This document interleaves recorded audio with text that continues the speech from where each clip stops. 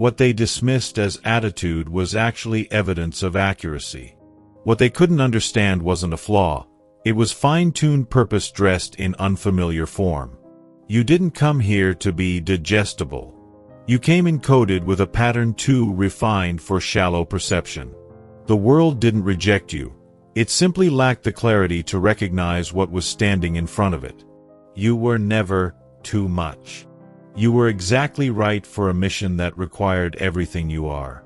The emptiness you felt in small talk, the sense of drift in crowded rooms, the silent question that rises when nothing around you feels like home, all of it was a signal.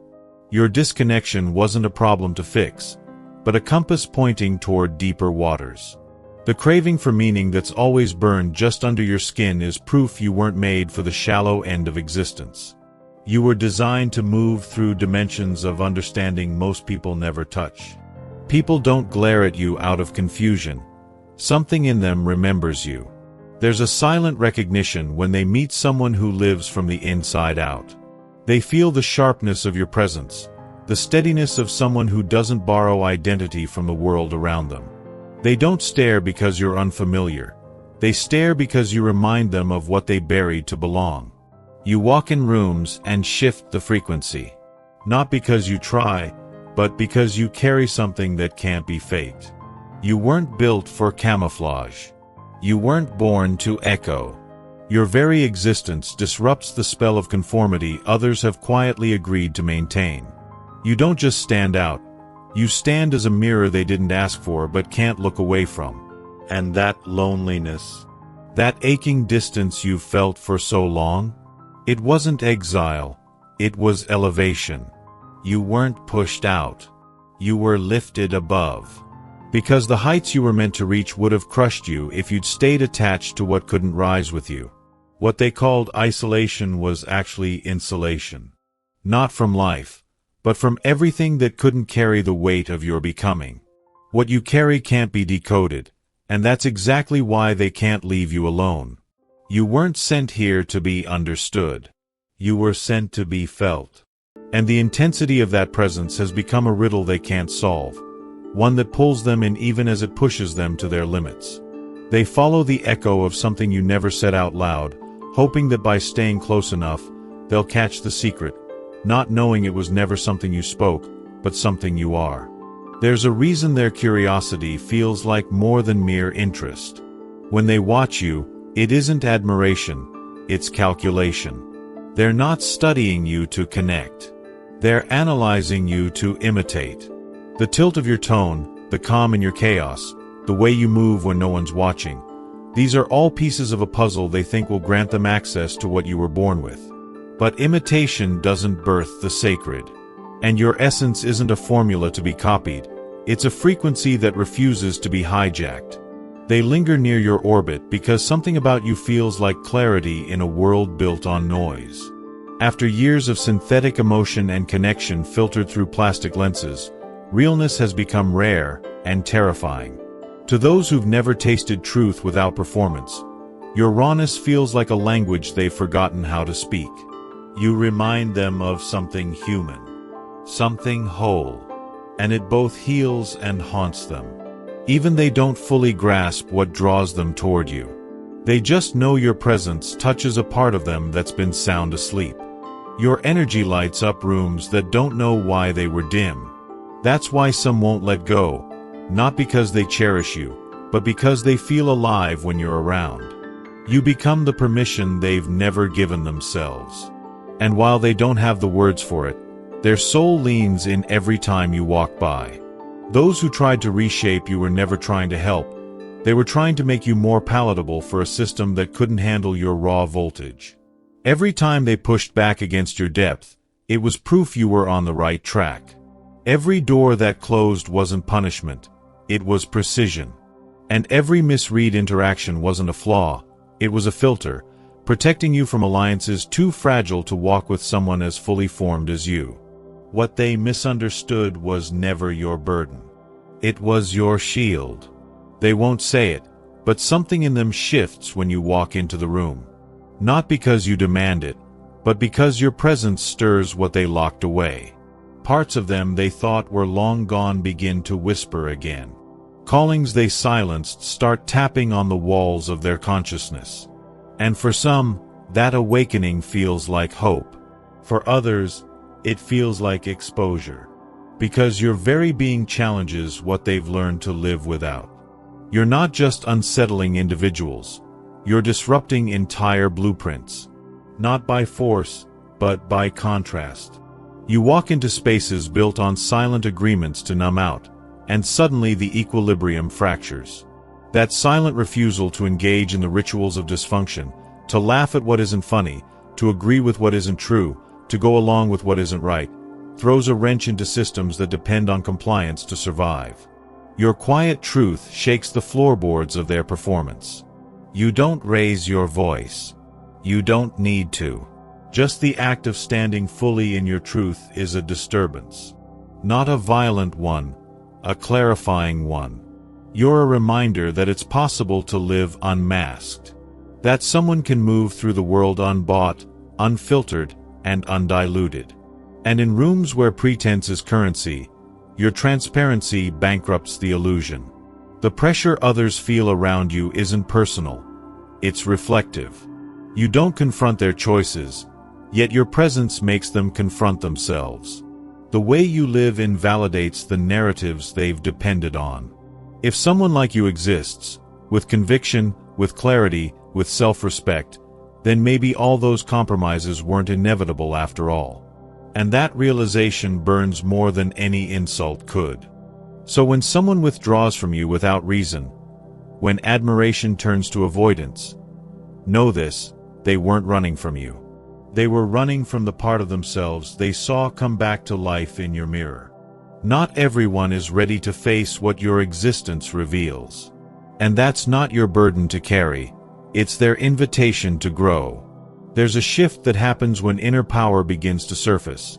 Not loud, not flashy, but undeniable. It changes how people treat you, and it changes what they reveal about themselves.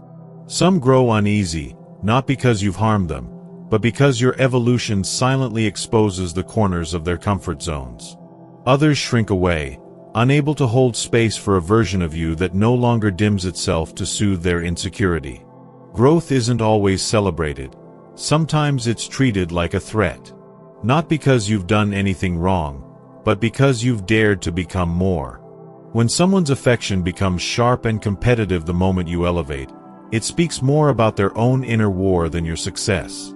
When curiosity about your mind turns into complaints about how difficult you are to understand, it isn't about your complexity, it's about their lack of readiness.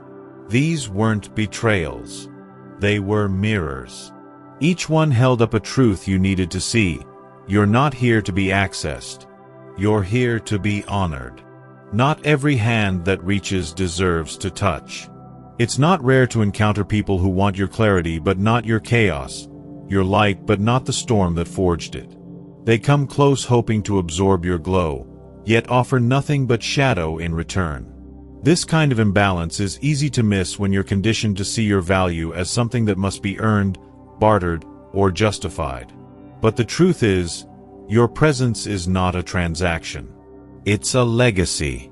And only those willing to meet it with reverence should ever be allowed near it. The moment it clicks, that you've been squeezing your spirit into shapes just to keep people around, everything changes. The illusions fall. The roles dissolve. You no longer seek applause from those who misread your silence. You no longer bleed energy trying to explain a frequency they were never built to hear. What once felt like rejection now becomes redirection. What once felt like loss becomes sacred clearing. And in that clearing, you finally take your rightful place. What you carry now is not theory, it's lived proof. It's been refined in fires no one saw, and earned through valleys no one walked with you. That wisdom, unspoken, instinctive, rooted in truth, doesn't crave validation. It simply radiates. And when you stand in it fully, without apology, your presence begins to shape reality itself. The right ones will feel it. The wrong ones will flee.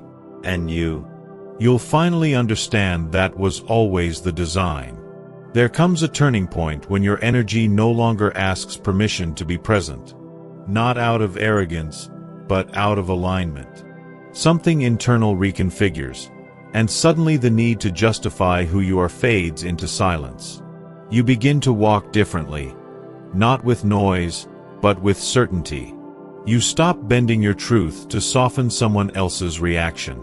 You stop reaching for hands that were never meant to hold the weight of your presence. And the world around you takes notice, even if it can't find the language to describe the shift. The solitude you've carried wasn't a punishment, it was refinement. You were never misplaced. You were hidden, pulled away from those who would mishandle your essence. Shaped in stillness, beyond the reach of those who would flatten your dimensions just to make sense of you. That ache you once called loneliness was actually the divine blueprint setting boundaries before your heart knew how to. But that phase is closing. The signal you emit is now tuned to those who can recognize it, not from a place of need, but from awareness. Souls who have cleared their own debris and can see you without projection. People who don't require you to shrink in order to stay. They're not looking to mold you, they're waiting to meet you where you already are. The kind of connection that doesn't require translation, only presence. When you no longer feel obligated to soften your edges for comfort, something powerful happens. You start operating at a frequency that cannot sustain those who feed on confusion and dependency. You become untouchable to those who once drained you. The noise quiets. The distractions fall away. And in that stillness, the right people appear, not because you chased them, but because you stopped hiding. This process is precise. The moments you spent explaining your worth were not wasted. They were investments in clarity. But now, every ounce of energy you give must match your evolution. Anything less becomes subtraction. And those who once felt like home but now feel like heaviness? That's not betrayal, it's correction. What you called abandonment was the universe making space for something sacred. Something that fits. Something that amplifies. And this time, you won't have to dilute yourself to keep it. There's a silence that doesn't suffocate, it strengthens. What once felt like being left behind starts to look like sacred space being cleared. The absence of certain people, certain calls, certain noise wasn't a glitch. It was deliberate design. That hollowness you've been carrying wasn't a lack, it was an invitation. Not to fill the void, but to meet yourself in it, uninterrupted. The version of you that's emerging needed that stillness to come alive. Being able to sit alone without craving a distraction isn't detachment, it's liberation. It means you've stopped outsourcing your self-worth. You've moved beyond the need to be seen in order to feel real. That kind of grounding can't be bought, borrowed, or bestowed. It's the quiet power of someone who knows how to breathe in their own skin, with no one watching. That's not just strength, that's sovereignty. And it makes you immune to the emotional games others still rely on. Every challenge you faced was doing more than just breaking illusions. It was fine-tuning your perception. The disappointments weren't dead ends. They were reroutes into deeper knowing. One by one, the false doors slammed shut so that you'd stop knocking. The people who misunderstood you weren't obstacles, they were thresholds. And every time you chose solitude over self-betrayal, you refined the path toward your real power. You've stopped showing up to chaos just because it's familiar. You've stopped explaining your peace to those addicted to noise. You now see through the false signals, the ones dressed as urgency, drama, attention, and you don't bite. Not because you're cold, but because you're clear. And in that clarity, you no longer serve as fuel for someone else's dysfunction. You stopped matching their pace, and that, in itself, made them face their own stillness. It's jarring to those who thrive in distraction. Your centeredness unsettles what they've normalized. Your grounded presence asks them, silently, what they're avoiding. And that's why some pull away, not in hate, but in discomfort. Because when you walk in alignment, you don't just shift your world, you disrupt everything misaligned around you. You weren't built to blend in. You were designed to awaken. And the first soul you had to awaken was your own. There's a rare calm that doesn't need to announce itself, and when you embody it, people don't always know what to do with you. Some are drawn in, comforted by the groundedness they can't quite explain. Others, though, react like it's a threat, because they've built their lives around emotional chaos, convinced that only the loud and the loudest are real. And when they meet someone who doesn't need noise to feel alive, it shakes the scaffolding of their entire identity. The reactions become strangely predictable. Instead of asking how you arrived at this stillness, they throw suspicion at it. They might suggest you're pretending, like peace must be a performance. Or they'll minimize it, call it luck or privilege, because if your clarity came from deliberate healing, then they'd have to admit their discomfort is self-inflicted. And that truth is harder to face than any storm. It's not always obvious at first. Some of the most damaging pushbacks come cloaked in false emergencies. They stir waters that don't need stirring, create urgency where there's none, or present imaginary fires that only you're qualified to put out. These aren't cries for help, they're traps, designed to bait you back into cycles you already outgrew, just to remind them that they still have access to your energy. But the more attuned you become, the more these tactics reveal themselves for what they are: strategic distractions, not rooted in love, but in fear of your evolution. The kind of fear that arises when someone realizes they can't follow you into the next version of yourself, so they try to stall the upgrade, not by stopping your growth, but by keeping you busy. The irony: while they scoff at your steadiness, they secretly try to replicate it. They watch your moves, mimic your tone, imitate your boundaries, not to honor your process, but to hijack the results. But they can't replicate the part of you that was carved in silence. They weren't there for the breaking, so they can't access what was built after. What you carry isn't teachable, it's earned. And no matter how many times they study the surface, the root is out of reach. There's a reason your presence feels like pressure to some. Not because you demand anything from them, but because who you are silently calls out everything they've spent years avoiding. The clarity in your eyes, the stillness in your spirit, the way you move without needing applause, it makes people question the foundations they've built their entire identity upon. You don't chase meaning in distractions. You face what's uncomfortable, and that alone makes those who run from themselves feel seen in ways they weren't ready for. When someone has mastered the art of denial, your growth reads like confrontation. Your boundaries feel like barriers. Your silence feels like judgment. But you weren't sent here to validate anyone's stagnation. You came here to live in truth, and that truth becomes a mirror. Some will shatter in its reflection. Others will use it as a window into their own transformation. But either way, your standard forces a response.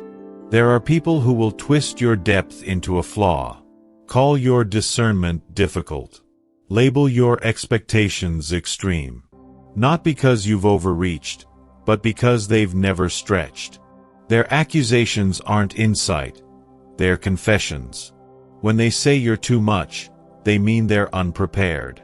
When they call you distant, they mean you've stopped shrinking. And that scares them more than they'll admit. It's never been about ego. It's about refusing to water yourself down to keep a connection that can't hold your truth. You're no longer available for roles that ask you to shrink. You've stopped participating in conversations where authenticity is a liability.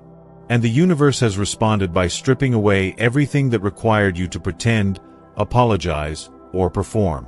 Not as punishment, but as precision. Those moments when you felt like a misfit? That wasn't failure, that was clarity. You were never made to blend into dysfunction. Your ability to detect falsehood, your instinct to pull away when energy feels off, these aren't burdens. They're evidence of inner mastery. You're not hard to love, you're hard to fool. And that, more than anything, is your protection disguised as personality. Not everyone was built to move through life with filters as sharp as yours. What some call overthinking is actually refined perception. What they misunderstand as emotional distance is simply strategic awareness. You don't gravitate toward just anyone, not because you're cold, but because you can hear what most people try to hide behind their words. You don't want to connect for the sake of connection. You're tuned for truth, not noise. And that makes your presence magnetic, but your standards intimidating. This ability to read beneath the surface didn't come from a book, it came from experience. It's the result of learning again and again what it feels like to be lied to with a smile, to be betrayed with politeness, to be drained by the very hands that once reached out in kindness. Now, you move through conversations like a sculptor, sensing the weight of every word, feeling the shape of every silence. You don't just hear people. You absorb what they don't say. But with this awareness comes complexity. The longing to be met deeply exists right alongside the realization that most people only swim in the shallow end. They're not avoiding you, they're avoiding themselves. And when someone like you refuses to play the game of small talk and surface masks, it disrupts their rhythm. You've stopped performing, and that makes you unreadable to those who've never faced their own depth. As your inner clarity sharpens, your field of resonance narrows. It's not that you're judging others, it's that your soul no longer finds rest in relationships built on tension and pretending. You've moved beyond convincing anyone of your value. You don't chase, you don't explain, and you definitely don't lower your frequency just to blend in. You've become fluent in the language of energy, and that means you can no longer pretend when something or someone feels off. You've always questioned systems, not because you're rebellious, but because you see their fractures. Every time you resisted the path others begged you to follow, it wasn't stubbornness, it was intuition. You're not here to tweak what already exists. You're here to invent what's never been seen. That ache of not fitting in was never rejection. It was confirmation. And now, that same design that once made you feel misplaced is becoming your exact advantage. Not everyone will understand that, but those who do will never forget it. There are lives designed to follow a path, and then there are lives designed to rewrite what a path even is. You didn't show up to play by a script written for someone else's limits. You came to reframe what's possible. That discomfort you carried, the one that made you question why you felt like an outlier, wasn't misalignment. It was early confirmation that your soul was wired for innovation, not imitation. What felt like distance from others was actually the distance needed to hear your own rhythm. It was in those long stretches of stillness, not surrounded by noise, not praised for performance, that your deepest truths found their voice. You didn't just grow in silence. You remembered. Remembered how to hear yourself without interruption. How to hold space for your emotions without needing them to be explained. How to receive guidance that wasn't filtered through expectation, but emerged from the quiet wisdom that lives in your core. And that knowing has been pulling you away from anything too small to contain what's rising in you. Every single time life didn't go your way, it was choosing something better than your preference. It was choosing alignment. Doors didn't close by accident. They sealed shut with purpose, preserving your energy for what you couldn't yet name but would one day need. The opportunities that didn't sit right? They weren't missed, they were misfit. And the people who distanced themselves the moment your authenticity surfaced? They weren't losing access, they were being released from responsibility they were never meant to carry. This story you're living didn't unfold randomly. It was carefully shaped by contrast, the kind that breaks what's shallow and strengthens what's true. The hardship wasn't wasted. The wins weren't luck. The heartbreak wasn't misfortune. Every one of them recalibrated your readiness. They peeled away what was temporary to reveal what can't be taken, your essence.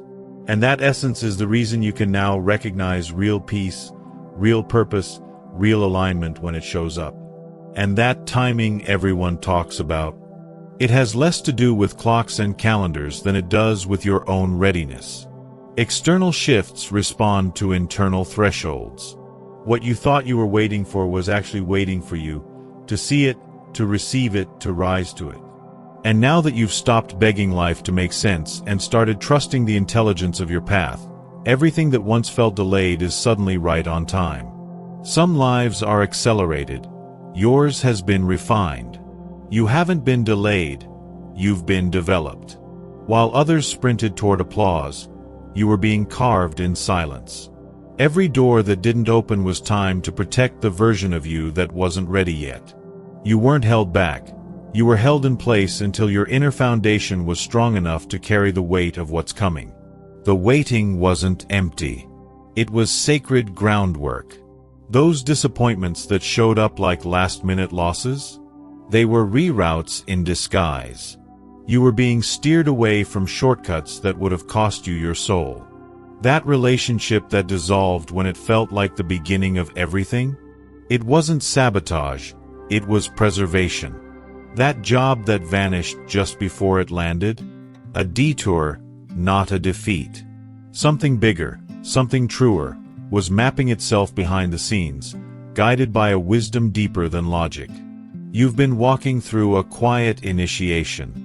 Not the kind you can post about, but the kind that reshapes the core of who you are. The kind that trains your vision to see beyond appearances, sharpens your intuition to feel what isn't spoken, and prepares your nervous system to remain stable when the world around you isn't.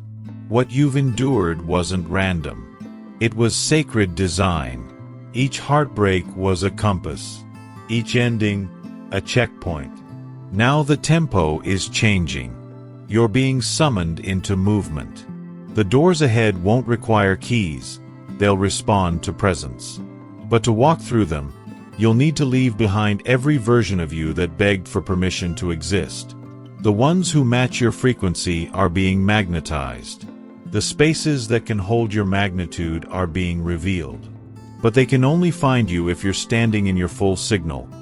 Not edited, not softened, not small. With this visibility comes a new terrain. Some will attach meaning to your image instead of your message. Some will project their pain onto your peace. You'll be praised for what you never intended and judged for what you never did. Not because they know you, but because they need someone to symbolize their own inner conflict. That's not your burden. That's their mirror. And your only task is to stay rooted in truth, even when their vision distorts you into something you've never been. There's a strange weight that comes not from hatred, but from admiration that forgets your humanity. When people elevate you too high, they're not really seeing you. They're seeing the version of themselves they gave up on. They're not drawn to your essence. They're mesmerized by the echo of their own unlived potential. And as long as you remain untouchable, they feel safe.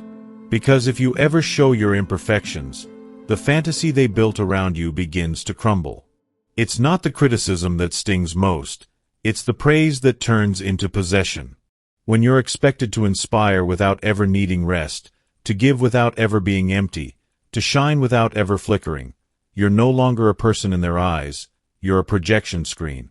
And when that image no longer matches their imagination, they turn. Not because you failed them, but because they never allowed you to be real in the first place.